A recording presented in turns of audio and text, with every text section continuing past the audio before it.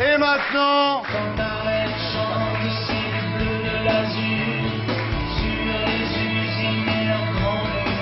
Voici Arlette Laguiller.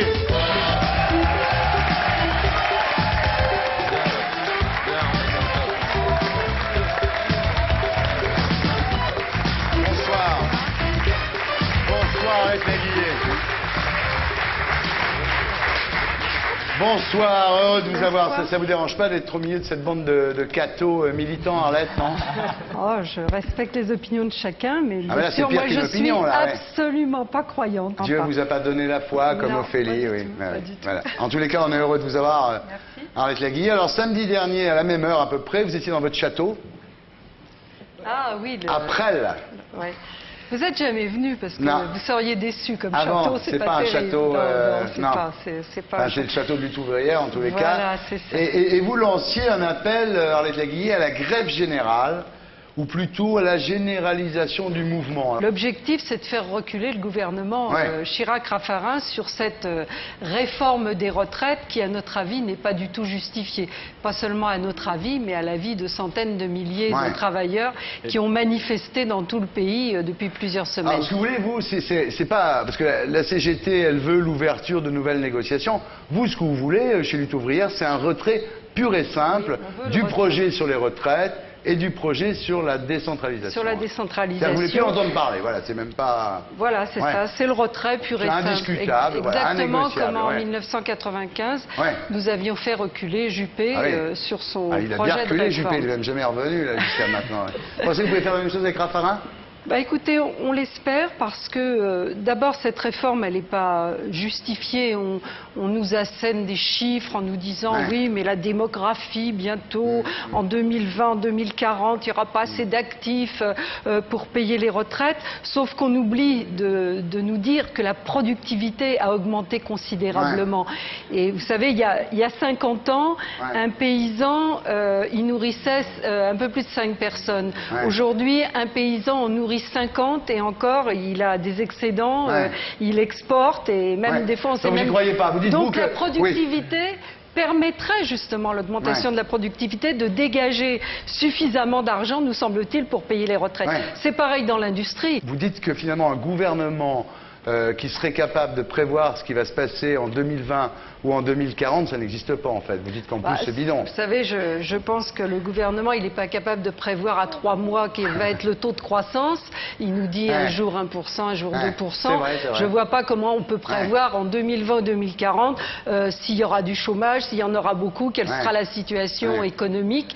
Aujourd'hui, les caisses de retraite sont pleines. Oui, c'est ça. Et là, on essaye d'affoler les travailleurs. Il n'y a pas besoin de réforme. De l'argent, il y en a. C'est votre discours. De l'argent, il y en a. C'est l'usage qui en est fait qui n'est pas bon. C'est la répartition. Il y a du pognon. Il y a de cette richesse. Ce soir, aucun email. Pourquoi peut-être la machine n'est pas branchée, je ne sais pas. Mais ah bon, pas d'email. C'est bizarre. Tu n'as pas d'email de... Rien depuis tout à l'heure. Kim n'a pas envoyé. Kim n'a pas envoyé de... Ça m'étonnerait beaucoup. Oui, en fait, vous, ce que vous dites, en réalité, vous dites, le gouvernement veut profiter du pseudo-plébiscite de Chirac pour satisfaire le MEDEF. C'est-à-dire qu'en fait, à l'époque, vous aviez refusé d'appeler à voter pour Chirac au deuxième tour, contrairement à la LCR d'ailleurs de Besancenot. Et vous dites qu'en fait, maintenant, Raffarin se sert de ces 82% de Chirac au deuxième tour pour faire passer la politique des patrons. Oui, mais là, il s'est exprimé à la Mutualité française et il parle de sa légitimité. Mais je suis désolée, le fait qu'il y ait eu ce plébiscite, parce qu'on nous a agité la menace de Le Pen, et tous ceux qui l'ont fait savaient très bien que Le Pen ne pouvait pas arriver au pouvoir, et que les voix de la droite auraient suffi à élire Chirac. Et aujourd'hui, il s'en sert pour nous dire, bon ben voilà, c'est comme ça, vous avez rien à dire, c'est la légitimité. Or, moi je dis qu'il ne représente pas l'ensemble de la population, que d'ailleurs, vous savez... il a quand même été élu à 82% des voix. Oui, mais pas... Justement, ça repose sur une espèce d'escroquerie et pas sur une adhésion à ce que veut le MEDEF et à ce que veut le gouvernement. Bah, il a fait au premier tour, en tout cas, il a fait 20%. Alors, et même les législatives, l'écart est quand même très étroit. Donc aujourd'hui, nous dire c'est comme ça, il n'y a rien à dire, des centaines de milliers de travailleurs peuvent descendre dans les rues, on ne changera pas, eh bien moi je crois que c'est pas ça la démocratie et qu'il faudrait qu'ils écoutent un peu ce que dit la rue justement. Alors justement, j'en reviens au MEDEF. Il y a eu un incendie des locaux du MEDEF et vous, au lieu de critiquer, vous dites finalement le MEDEF a une attitude violente tous les jours, ne serait-ce que par la suppression d'emplois. Vous trouvez normal, non mais attendez, c'est grave quoi, vous trouvez normal qu'on aille foutre le feu à des locaux du moi, MEDEF? Je ne suis pas pour les actions individuelles, je suis pour les actions collectives. Oui. Mais je ne vais pas pleurer sur le MEDEF qui, dans le même temps où s'est passé cela, annonçait de nouveau, soit chez Michelin, 300 emplois supplémentaires supprimés dans différentes usines, soit chez Alstom, en particulier à Belfort, des centaines d'emplois supprimés. Parce que ça, c'est de la violence aussi. Et c'est une violence qui brise la vie de centaines de personnes et de leurs familles, qui ruine des régions entières. Mais cette violence-là passe pour une violence normale. Et quand en face les travailleurs se rebiffent, alors là, c'est terrible, c'est tout juste, ils ne sont pas des criminels. Il y a des gens qui ont été élus au suffrage universel. Il y a eu d'abord Chirac, ensuite il y a eu la majorité de droite. Vous faites 5% au présidentiel. Et aujourd'hui, vous venez dire, finalement, ces gens-là ne sont pas légitimes. Ils sont quand même, excusez-moi, plus légitimes que vous, d'une certaine façon. Vous savez... c'est relatif, la légitimité du Parlement. Regardez Chirac, il y a quelques années, en 1997, il y avait un Parlement élu légitimement, et puis il l'a dissous. Alors, je ne sais pas si c'était bien à droite de sa part, mais enfin, il l'a fait. Donc, la légitimité, c'est quand ça l'arrange. Là, ça ne l'a pas arrangé de dire que c'était légitime, puisqu'il a dissous le Parlement. Alors...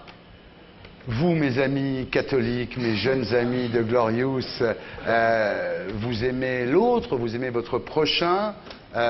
Pourquoi vous n'êtes pas chez Arlette Laguillet? On a un message en rien politique. Je veux dire, limite, on veut pas parler de ça. Mais tout est politique, mon garçon. Non, alors, pas là. Si on veut s'exprimer là-dessus, nous, la seule chose qu'on pourrait dire, d'abord, c'est que c'est bien que les jeunes s'intéressent à la politique, parce que souvent les jeunes disent « Ouais, ils sont tous corrompus, c'est tous des connards, tout ça, ils nous écoutent pas. » Il fait bien le jeune, hein. Et en fait, ce qui se passe, c'est qu'il faut s'intéresser. C'est bien que les jeunes s'intéressent à la politique. Nous, le seul truc, c'est comme dit l'Église catholique, il faut mettre l'homme au centre de tout. C'est ce que dit Arlette, hein. Ouais, nous, ce qu'on croit, c'est que dans l'homme, il y a Dieu.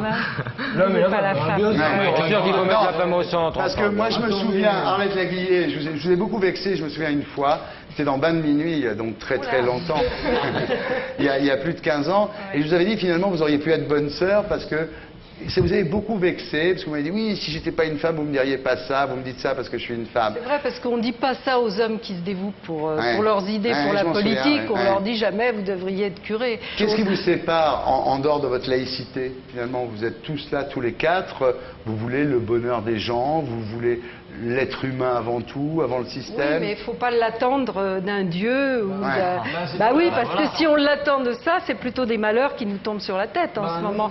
Entre les guerres, la faim dans le monde, les maladies, votre Dieu, il n'est pas terrible quand même. Je pense que Dieu, c'est lui qui apportera le bonheur aux hommes. Et tout ce qui se passe actuellement, c'est parce que l'homme, quelque part, il s'est détourné de Dieu. Vous attendrez longtemps. Hein. Non, il n'y a pas de souci. Ils sont jeunes, Arlette. Alors Arlette, bon, vous savez que tout le monde n'est pas d'accord avec vous, évidemment. Il y a